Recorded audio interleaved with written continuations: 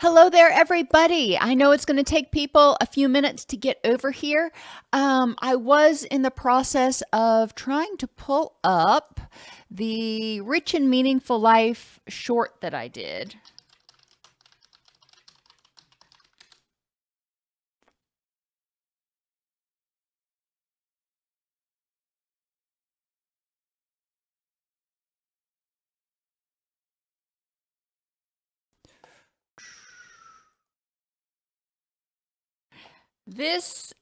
Sorry. Typing what I'm saying at the same time doesn't make any sense. That link will take you to a video that I did that actually kind of lays out the rich and meaningful life. It's the same basic thing that we just went through. I think it's really important to know that destination, to be able to envision where you're going so you can figure out which turns and twists and whatever are going to get you there most effectively. What questions do you have about codependency? Over the past 3 weeks, we've covered the symptoms of codependency, what causes them, the symptoms of codependency and their effects on your life. And today we're saying, all right, now we know that there's a problem and we're starting to see how it's impacting all areas of my life. This is where last week was, this is where I'm at right now. This week is, this is where I want to go. And over the next few weeks, we're going to figure out how to get there. So what questions do you have about how to define your rich and meaningful life? Remember, codependent behaviors are reactive behaviors. They are behaviors that you developed to try to stay safe in some way in the past. And when you look at your past experiences, those behaviors are going to make sense. So part of recovery from codependency is starting to recognize the ways that you are safe right now. And as you start to feel safer, as you start to feel empowered, your hypervigilance is going to go down. Your stress overall, your stress level will go down. Physiologically, inflammation that's caused by an overactive stress response will start to go down. And you're going to start to see improvements in areas of life. And when you're not using all that energy for those codependent behaviors, when you look at somebody who is doing what you perceive to be a mistake, you've told them your opinion and you're having to say, all right, but you can make a choice. You stop trying to control them. How much energy and time does that free up that you can use to move toward your rich and meaningful life? How fabulous is that? Thinking about, oh my gosh, if I wasn't worried about this all the time, how much more energy would I have? And I'll share with y'all, like I've talked about in some of the other videos that we've in this series. I'm really struggling right now with some things that are going on with my son and not being enabling and not being overly codependent. He's 24 years old. I need to let him figure out how to do it. He knows I'm here. He knows I can ask questions. And I recognized last week that, and I've recognized it before, but for some reason, it really seemed apparent last week. I taught at a conference and I was teaching for 4 solid hours and it was beautiful. It was wonderful. It took a lot of energy, but it was wonderful. And I felt tired after that. But the exhaustion that I felt at the end of that day, after I came home, I felt tired, but then I just all of a sudden got super exhausted. And I looked back and I said, what changed? And I recognized that I was engaging in a lot of worrying, a lot of ruminations, a lot of enabling behaviors, trying to nudge him in the right direction. He done been nudged. He knows where he knows the choices I think would be helpful in this situation. So no more nudging is going to work. And it reminds me of my donkey, who sadly just recently passed. But when she wouldn't want to go somewhere, she wasn't going there. She was a mini donkey, so she was only about 350 pounds, but 350 pounds of muscle and whatever else. When it decides it doesn't want to move, there was no moving her. And that's kind of what I feel like I'm dealing with my son right now. And I needed to, with Flojo, I needed to back off and say, all right, girl, you're not wanting to go in this direction for some reason. Obviously, we couldn't say, let's talk about it, but I would try to understand why she was afraid to move forward. So that's, a really important concept to recognize, that sometimes we need to step back and allow people to decide on their own to move forward. What questions do you have, though? I know today wasn't a super earth-shattering, revelationary, I don't know, presentation where you had all kinds of aha moments. I think it's really important for you to consider, again, and like I said in the video, what's important in your rich and meaningful life at your destination. What's going to be different? And some things are going to be the same, and that's okay, because some things are probably going well right now, or at least okay. And identifying the obstacles to achieving that, as well as identifying things that you can do now to nurture that. So with relationships, for example, or your health, you may not be perfectly healthy yet. There may be some obstacles you have to overcome, like healing from an injury. All right, that may not be able to be healed. Your body's going to heal as fast as it wants to heal. But what can you do in the interim that also nourishes your health? You can be recovering from an injury and doing things that are positive for the rest of your body at the same time. So recognizing with all this energy you're freeing up, you don't want to have it all of a sudden have a whole bunch of time on your hands, because when you got a lot of time on your hands, it's easy to slip back into those ruminations. So consider what it is that you're going to do with that newfound time. For some of us, it may be getting caught up on some sleep. So we're not up worrying until the wee hours of the morning. For other people, it may be re-engaging with hobbies and things that they hadn't engaged in a long time, because so much time, energy, and effort was going into try to control the dysfunctional other.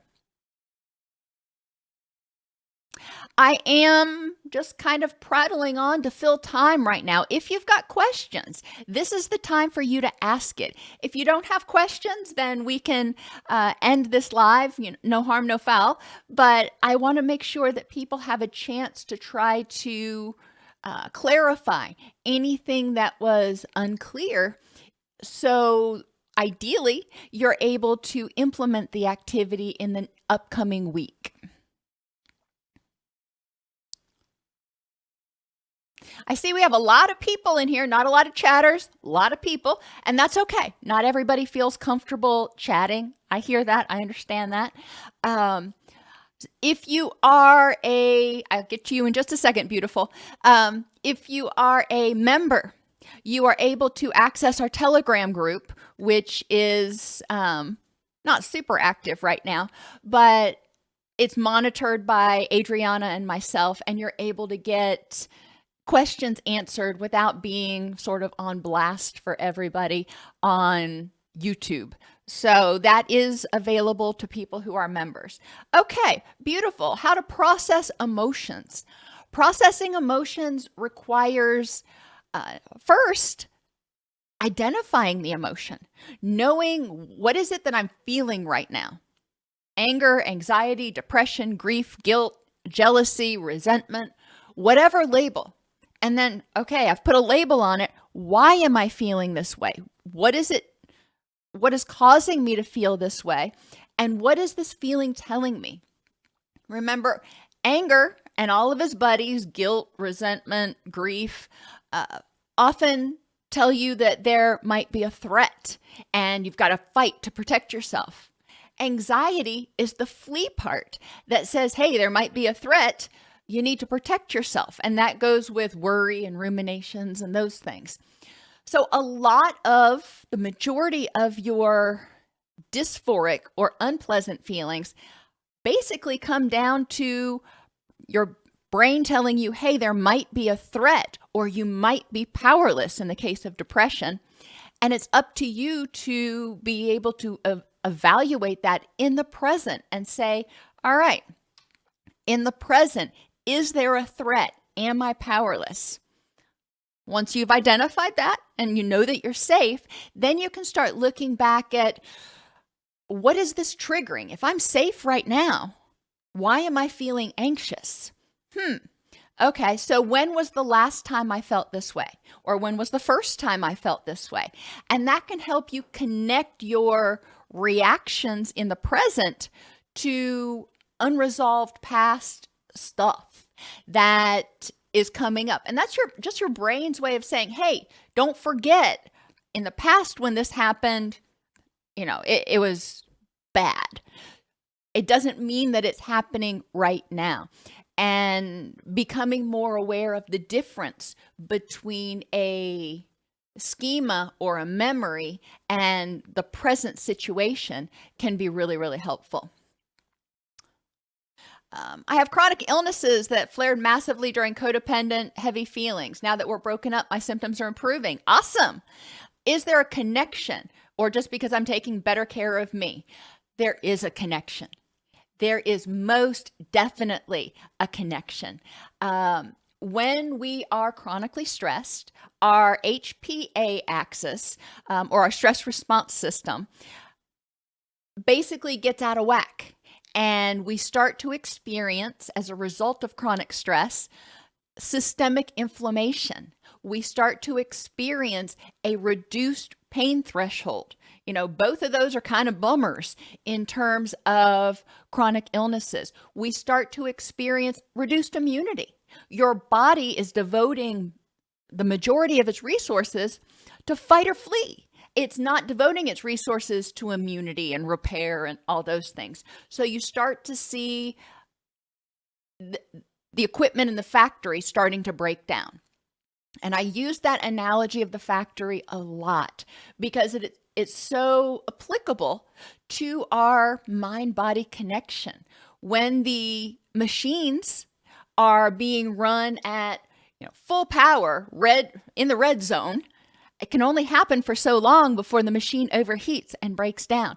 Your body is similar. You're not overheating, you're seeing systemic inflammation. But yes, very definitely. Stress impacts pain, impacts illnesses, and can trigger or worsen autoimmune conditions.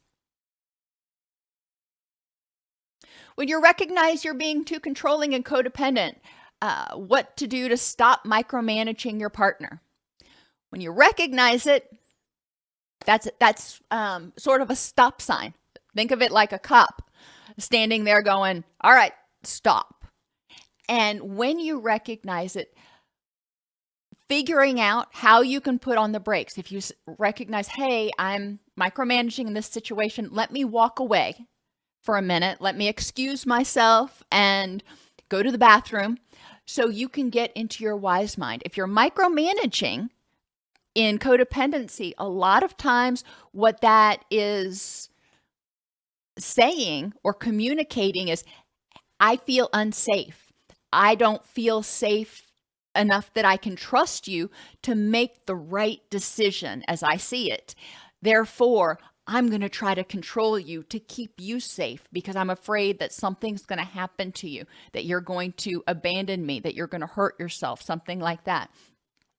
So those old relationships are coming out, and that micromanaging is trying to keep that dysfunctional other safe.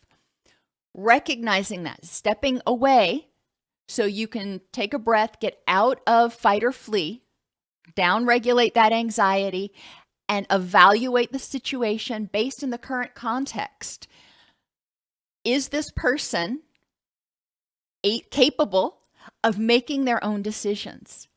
Have I, if there's an opinion that you need to assert, have I asserted my opinion? If so, have I provided the information that I think they need? If so, okay, what will happen if I don't continue to try to control them? What will happen if I allow them to have their thoughts, their wants, their behaviors, and make that choice? And it's really difficult. I can attest to it. It's really difficult to step back and go, all right, I have to let you do it your way. And it may not be my way. Homeschooling my kids, I learned that so much. My daughter had completely different ways of doing math than I ever thought of. And instead of trying to teach her how to do it my way, she kept getting the right answer. I was like, well, do it your way. So trying not to force them to walk in your footsteps when you may be wearing different shoe sizes. So ultimately, that was a really long roundabout explanation of recognize it, figure out what you need to do to excuse yourself or down-regulate so you can get into your wise mind, and then start evaluating the facts in this current situation. What is it that you need to do? And again, potentially, what's the worst that's going to happen if you let them, quote unquote, make their own decisions? What is the worst possible outcome? And as Rolling Rainbow Thunder pointed out earlier, you can also think about what is the best possible outcome, recognizing that reality is probably going to lie somewhere in the middle. How can you overcome being overwhelmed? Even when you complete a few tasks, there's always still a mountain of things to do. For me, I find it helpful to make lists. I do lots of lists, but you have a list of the must-dos. These are the things that you got to do or there's going to be negative consequences. I've got to pick up the kids from school. I've got to go to work. I've got to put gas in the car. Whatever those things are that if you don't do them, there will be imminent negative consequences. That's the must-do list. Then you've got the need-to-do list. And these are the things that need to get done in the next few days, in the next week or so, like doing laundry, going grocery shopping, those sorts of things. All right, those things need to be done, but they're not imminently imperative. And then you've got the would like to do list, like rearrange the garage or dust the baseboards. Obviously, a lot of the things on my like to do list have to do with cleaning. But these are things, if you don't do them, if you never get around to them, there aren't going to be catastrophic consequences, but they're things that you want to do. All right. So now you've got it kind of spread out or prioritized by what needs your attention.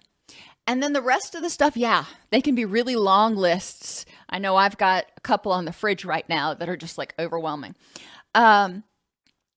And then you can start saying, what can I do to simplify or delegate some of these things? A lot of times in codependency, we fear that if I'm not the one to do it, it ain't going to get done right. Well, that may be true, but is it going to get done? It may not get done the way you want it. You may send somebody to the grocery store and there are particular brands you buy and particular things you would have gotten. They don't do it the way you would have. But did they get the groceries? Yes. And learning to loosen the reins a little bit can be really difficult for a lot of us. But learning to ask people to help us out too. A lot of times we feel guilty if we're asking for help because we've been told that we're supposed to take care of things. We're not supposed to ask people to take care of things for us. So dealing with all those guilt issues. Also recognizing that there is a psychological principle that people actually feel closer to us when they're able to help us out. Now, I don't mean if we tell them or ask them to do stuff for us all the time, but when we occasionally ask for their help, they feel needed. Oh my gosh, we know how we feel when somebody needs us. It helps us feel more secure or more appreciated sometimes. So processing the guilt about asking for help. Simplifying when possible. Maybe you're not going to cook a 3-course meal tonight. Maybe it's going to be a microwave dinner. Okay. Is it ideal? Maybe not. Does it help you get the things done that you need to get done?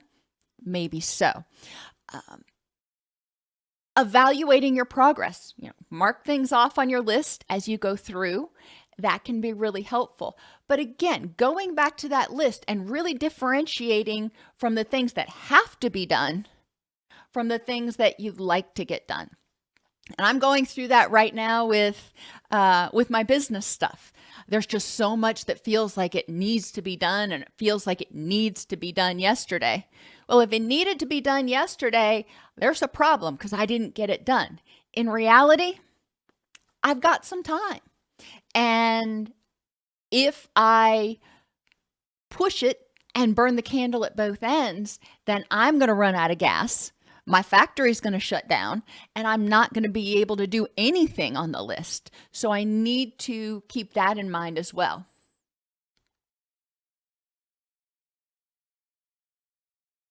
Welcome, Pratt. Always glad to see you.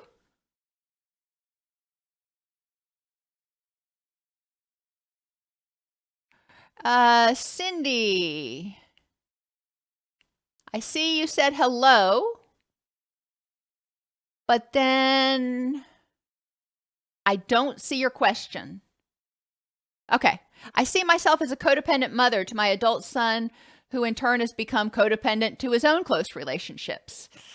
Yeah, that can be a problem because we learn what we live. And you probably developed your behaviors from your prior experiences. It doesn't mean he can't unlearn those behaviors, but recognizing that he's doing what he knows. He's doing what's comfortable. He's doing what helps him feel safe.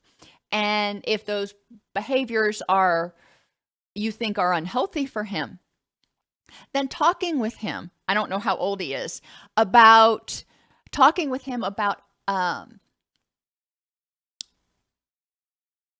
what his behaviors mean. And what is he getting out of doing these behaviors?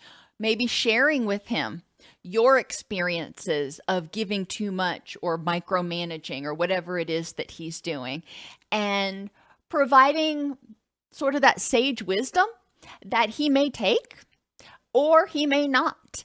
And however, once you've provided it, it's kind of like planting that seed. When all the conditions are right, that seed will sprout. I truly believe that in gardening as well as with humans. So just because it's not ready to sprout yet doesn't mean it's necessarily falling on deaf ears. Kay, I am glad that our resources are helpful for you. Please let me know how we can be helpful. We do try to answer as many comments and questions as we can. Danielle, I'm currently unemployed and reliant on my partner and his parents for food and housing. I'm waiting to start therapy, but feeling insecure as I'm struggling and feeling powerless about my life. And it sounds like you are in a position where you are powerless over some things. However, unfortunately, you're always going to be powerless over some things. I would encourage you to explore what aspects of your life, of your rich and meaningful life, to stick with the theme for today, you are in control of right now. For example, you are in control of doing things to try to take care of yourself as best as possible until you get into therapy. And so you can be there for those that you care about and that care about you. You are identifying what you need to do in order to heal so you can keep moving more forward to that rich and meaningful life. Just like when you are sick, it takes a minute to get in to see the doctor. During that period, hopefully you're taking care of yourself. You're drinking fluids and washing your hands and doing all that kind of stuff. You get to see the doctor. They start helping you heal so you can get back to that rich and meaningful life. And that's kind of where you are right now. What kind of, I don't want to say palliative care, but what kind of things are you in control of? How can you use your energy while you await your therapy appointments, while you await getting to a place where you can start working outside the home if you want to? Are there things you can do around your current environment to help other people out to the extent that you are able, not to the extent that it's going to completely wear you out? How can I stop turning interactions, thoughts, etc. over in my head again and again, replaying an argument, trying to make sense of it to the point where I feel like I'm going crazy? One thing you can do is write it down. Sometimes it's a weird thing, but sometimes when we write things down and we get it out of our head so our brain doesn't say, hey, don't forget about this. You've got to figure out how to make sense of it. Sometimes when you write it down, you can put it aside and then you can come back to it. That's one of the things I encourage people to do who have a lot of anxiety, is to write their worries down and then schedule what I call worry time each day, where they can go through their worries. Thought stopping can be really helpful for that. Recognizing that you may not come to a resolution. You can't read somebody else's mind and really understand necessarily why they did what they did. You can explore the function of the behavior. They did this. In what way did it benefit them? In what way did it help them feel safe or empowered? You can do that. You may not be right, but you can do that if you want to speculate. But you don't want to get stuck in speculation mode. Thought stopping can be really helpful. When somebody does something or says something that is troublesome, evaluate it. Is this posing a threat to me right now? If not, okay, you can put it on that back burner. When it tries to come out again, you need to ask yourself, is this worth my energy? Is this using my energy to move toward or away from my rich and meaningful life by dwelling on this? And it does require patience to develop this skill. My guess is, and just random guess, don't know you from Adam's house cat, in the past when something's happened and you didn't perseverate on it, bad things happened. Or in the past, there were things that happened that you were never able to make sense of. So you have a lot of stuff that's floating around in your file box that you just don't even know where to put it. And replaying that thing in your mind. That's your brain's way of saying, hey, pay attention to this. Until you tell me I can put it down, until you can tell me there's no threat, I'm going to keep yanking on your skirt and letting you know I'm here. That's what my kids used to do.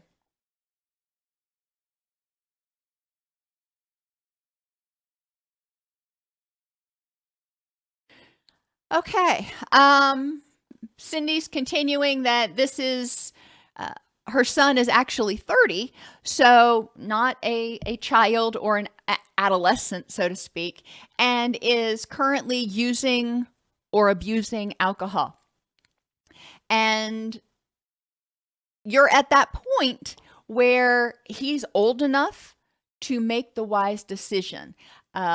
Unfortunately, he is resistant to it for some reason. He either doesn't see where he's got a problem, or he feels overwhelmed by everything he might have to process in order to recover, or he may feel overwhelmed because he doesn't think he's got the tools to recover. He may feel overwhelmed because just the thought of feeling those feelings, it's like, oh, that's too painful, can't do it. He feels powerless over that. There are a lot of reasons people resist change. And I would encourage you to watch some of the videos I have on motivational enhancement and motivational interviewing. But ultimately, it's going to have to, your son's going to have to reach that point where in addiction recovery, we call it his bottom. He's going to have to reach the point where he realizes he's got a problem, and he realizes that he's got to change. He's sick and tired of being sick and tired. And that's really painful for us to observe. It's really painful for us to watch. And most people, I'm not going to say all, but most people that I've worked with who have addictions, chemical or behavioral, also tend to also have codependent traits. And they kind of go hand in hand because there's a lot of abandonment issues. There's a lot of unsafeness. There's a lot of trauma that underscores both of those things. I personally think of codependency sort of like a relationship addiction. So it's just one more way of trying to help himself feel safe or quell the pain for a period of time.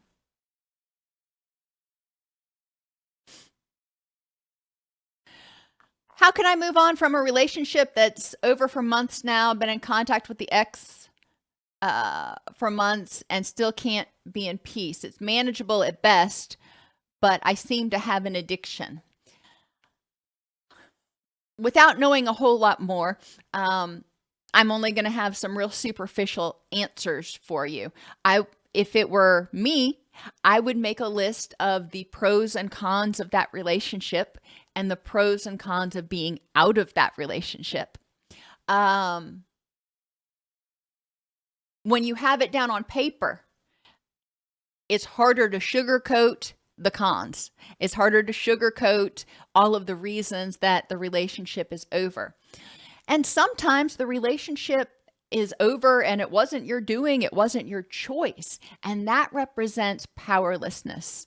And that sense of powerlessness can be perpetuating your unwillingness or seeming inability to let go of that relationship. There's a part of you that says, if I let go, then things are going to be unmanageable. I'm powerless if I don't have this relationship, or I'm going to be unsafe. Or it could represent a rejection from your past that you're replaying in the present. Like I said, without knowing a whole lot more, I can't give you a whole lot of answers. But ultimately, there are things that you enjoyed and loved in that relationship with that person. And there's a part of you who wants to feel those feelings again.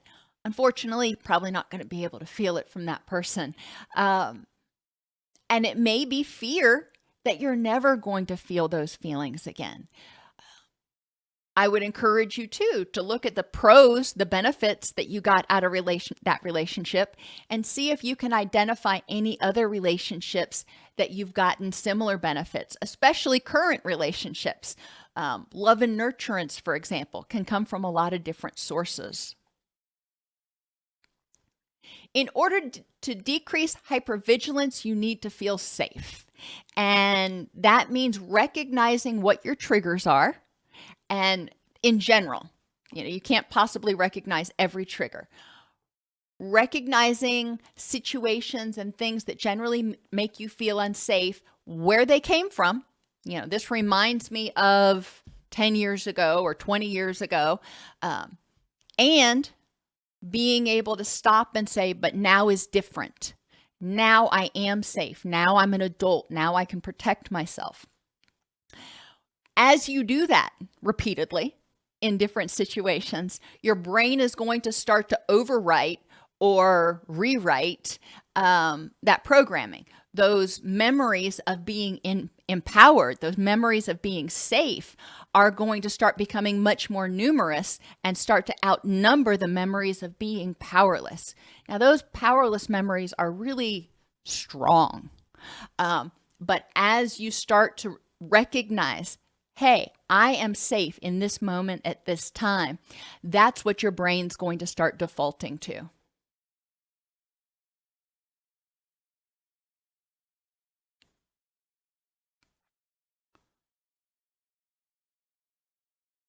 In terms of working on not being so codependent, I would encourage you to go back to part 1 and 2 and start exploring what your codependent behaviors developed for, what function they're serving, what they're trying to say to you, how they're trying to help you feel safe and empowered and accepted and loved. Once you recognize that, then you can start processing the issues that led to that, the traumatic relationships, the abandonment that may have led to that. And you will start to feel safer and more empowered in the present. You can start feeling, working on your self-esteem. So you're not needing someone to tell you that you're good enough. You're not needing someone to parade you around like a trophy.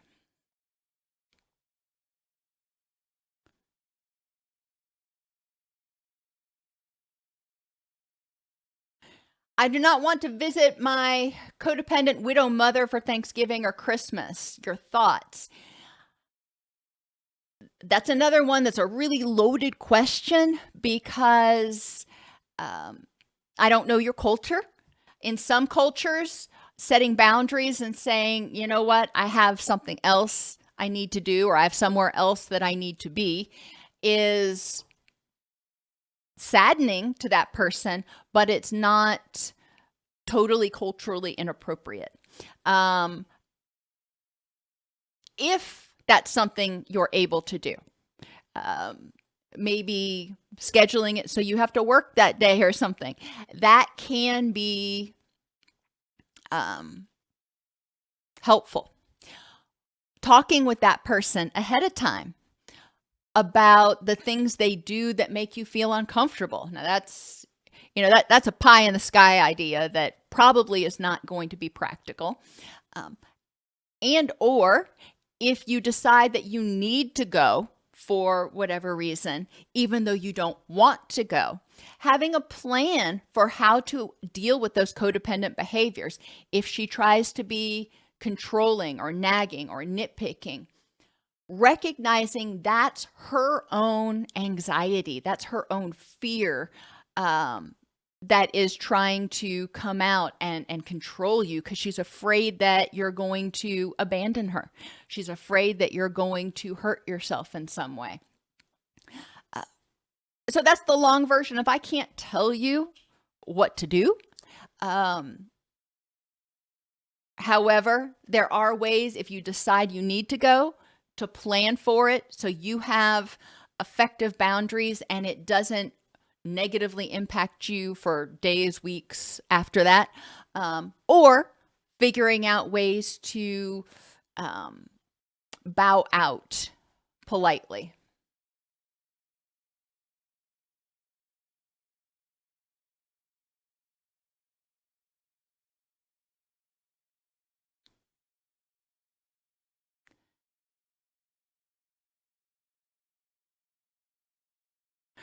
All right, everyone. Thank you for being here today. Thank you for being part of this codependency recovery series. I really look forward to seeing you next week and in the coming weeks as we start doing a deeper dive into how to address the issues that led to you developing codependent behaviors.